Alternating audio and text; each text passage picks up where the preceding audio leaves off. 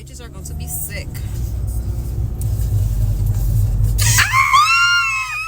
The mother niggas fell off. Baby girl, I just wanna see you well off. Call me crazy, shit, at least you call it. Feels better when you let it out, don't it, girl? Know it's easy to get caught up in the moment when you say it 'cause you mad and you take it all back.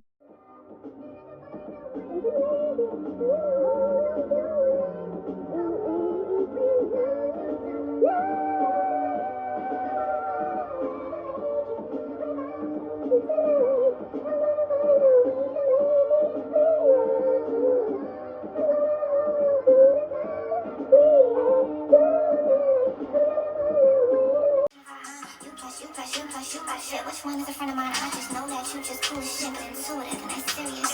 You don't like who you don't like, you stand on that shit, period. You're a cancer like me, so sweet. Get yourself like a man kisses, don't nobody love that dude. Like she's real, but we know you.